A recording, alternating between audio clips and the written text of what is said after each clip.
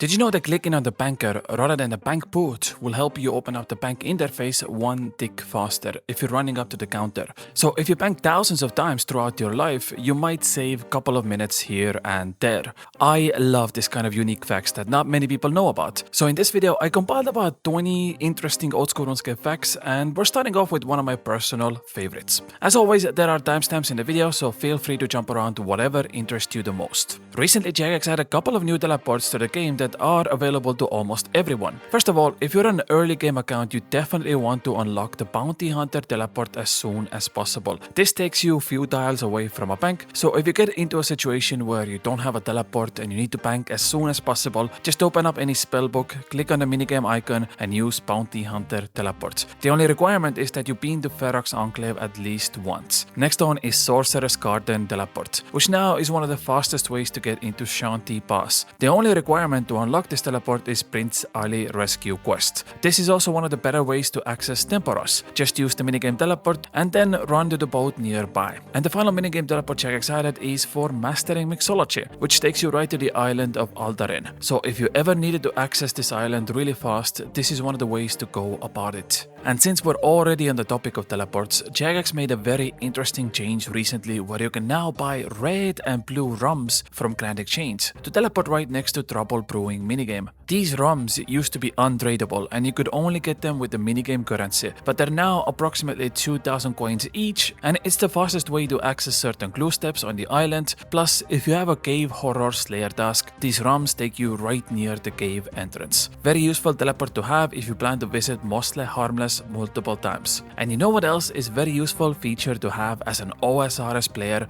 Some quality RuneScape merchandise. I am once again partnering with Creator Crafted. They bring RuneScape to life by offering many different products like desk mats, LED signs, statues, pins, and much more. Currently they stocked up on brand new vibrant desk mats with plenty of different styles to choose from, and it's available right now in both standard and extra wide sizes. My personal favorite is the Desert Treasure 2 desk mat. It looks absolutely amazing and I just love the art style. On top of that, Creator Crafted has introduced Barrows pin sets. There's only 100 of these available in stock, so make sure to get them before they sell out. If you're looking to get something for yourself or someone close to you, this is a great time to buy some quality RuneScape merchandise. There's a link in the description. Use my code KriibusFC to get 10% off on your next purchase. Okay, let's continue.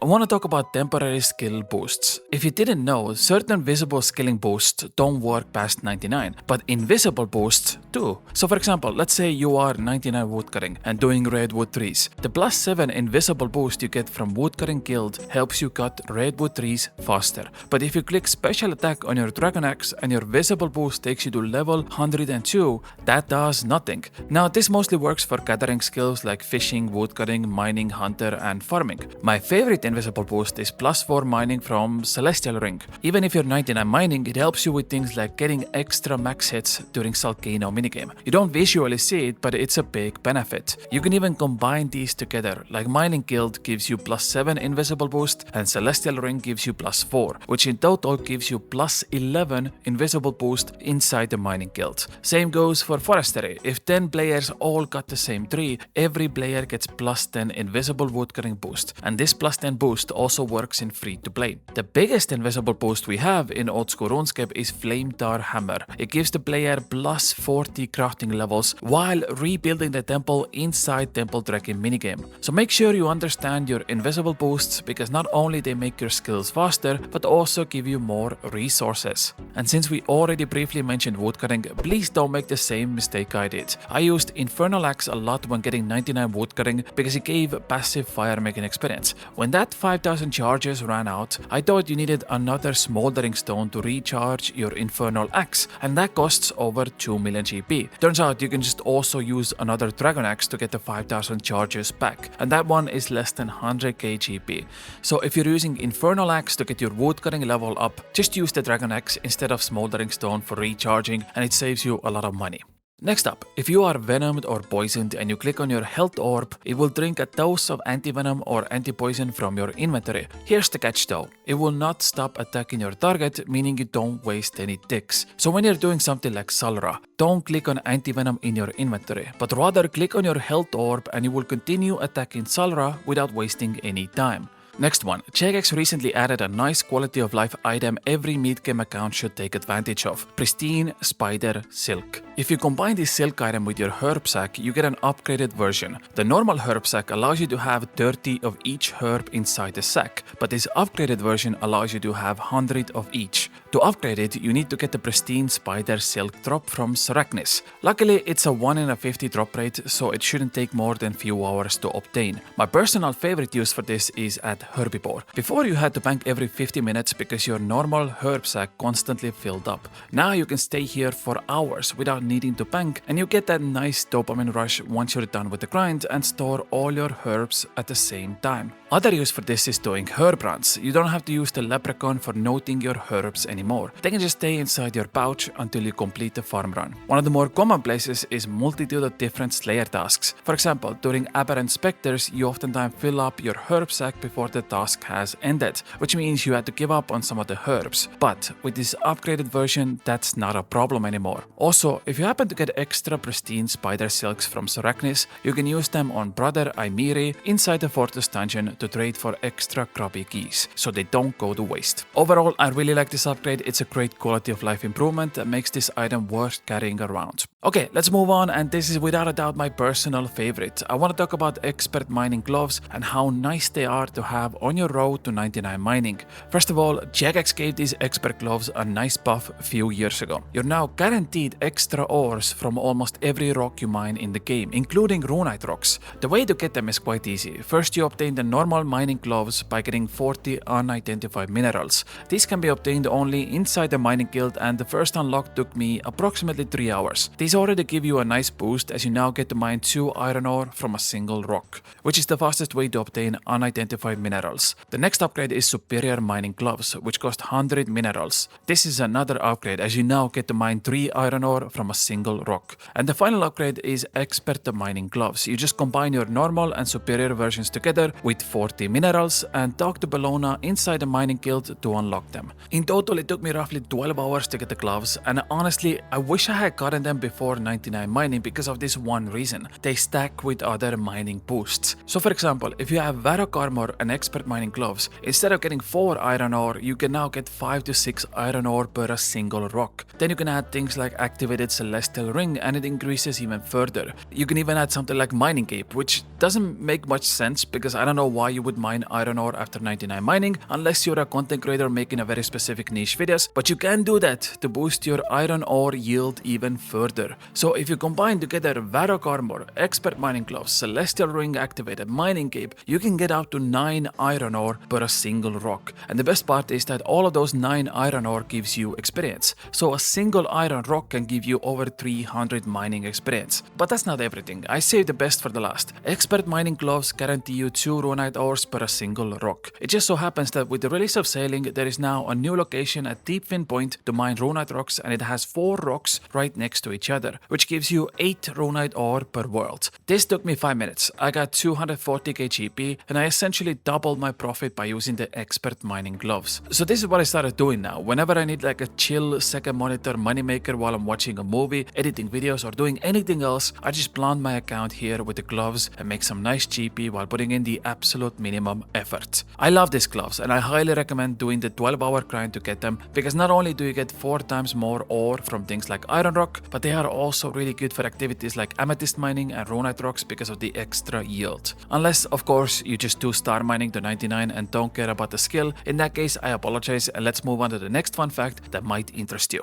Right-clicking stuff is surprisingly useful in old school RuneScape. For example, right-clicking your compass allows you to directly move your camera to east, west, and south as well. Right-clicking high alchemy allows you to change the value warning in chat before you high alch items. In the same dab, right-clicking your home teleport allows you to change the animation for the teleport. Make sure to pick the speedrun worlds animation if you have it unlocked, as the home teleport is 1 tick faster than every other animation. You can also right-click the 3 dots in Grand Exchange and buy all you can afford, which will calculate all the money you have in your bank and in your inventory and put that offer in automatically. So if you want to spend all your money on prayer potions without doing any calculations, this is the button for you. And finally, you can right-click a completed combat task in your chat box to either view or open it. This will pop up the combat achievement interface of the boss you're currently doing. So you better start right-clicking stuff to not miss out on valuable information. Okay, let's talk about Temple Trekking for a few minutes, one of the oddest minigames in RuneScape. Did you know that Sanfew serums work as a melee weapon? Yes, the potion that restores your prayer points can also be used to deal tons of damage, specifically inside the Shades of Morton minigame. If you have no weapons equipped and use a Sanfew serum dose on a nail beast inside the minigame, it will deal between 20 to 40 melee damage against them and grant you the experience for it. This is without a doubt one of the most obscure ways to train your combat skills.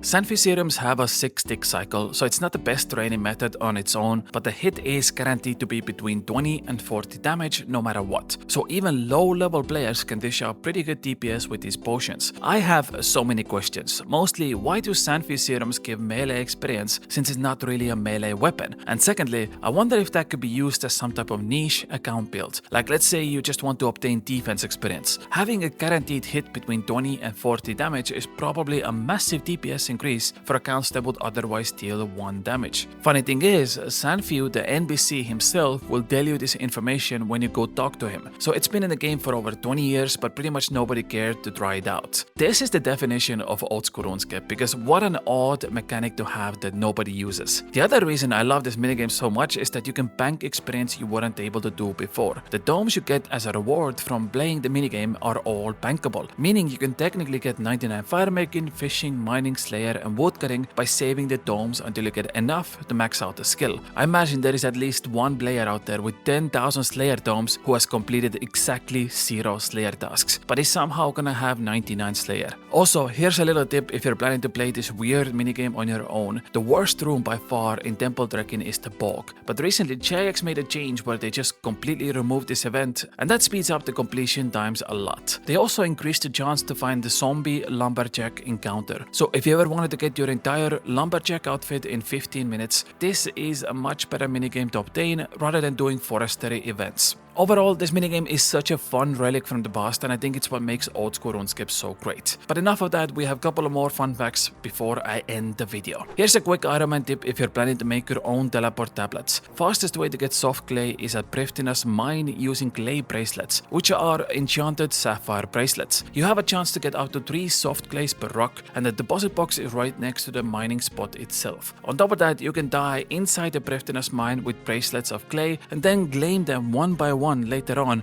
when you run out of them in your inventory. With this method you can get over 1000 soft clays per hour, which should be more than enough to make teleport tablets for your Iron Man account. I know I ran out of tablets constantly when I was playing on my baby Iron Man, and getting soft clay was so annoying.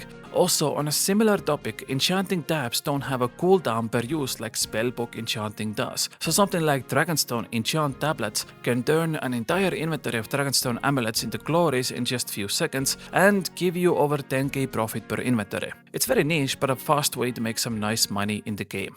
And finally, some people requested I go more in depth for this unique Torghaskan crafting method after my last video, so I'll guide you through step by step on how to do it yourself and get 125,000 crafting and fire making experience per hour. So let's say you're in a situation where you turned all your molten glass into empty light orbs and they just sit in your bank doing nothing. There is a very effective way to turn these into even more crafting experience, and here's how. First of all, you need cave goblin wire that can turn the light orbs usable. Best way to get this wire is to either buy them for 1.3k each, or if you're an Iron Man, you take 26 empty light orbs and use the Torghaskan sphere to teleport to the city. Then you have to find the wire machine location where you can steal 1 cave goblin wire without elite lumbridge diary, and 2 wires if you have the elite diary completed. Once you have turned full inventory of wires into light orbs, you can bank and repeat this process again. And once you have enough light orbs, you can start doing the minigame activity. Like I mentioned in my previous video, the Torghaskan Lights plugin makes this method so easy. The idea is that you have to fix broken lamps across the city, but they are very spread out. So the plugin tells you shortest distance to a nearby broken lamp, and once you fix a single lamp, you get 500 crafting and fire making experience. On top of that, every 50 lamps you fix gives you an extra experience, which is just very nice to have. Overall, this method comes to roughly 100 to 125,000 crafting and fire making experience per hour, and it's a great way to get rid of all those empty light orbs in your bank while also gaining extra levels. I made an entire video on this Torghaskan plugin and how it works, and if you want some nice RuneScape merchandise, go use my code KriibusFC to get 10% off on your next purchase. Thank you so much for watching, and I'll see you in a few days with another video. Bye!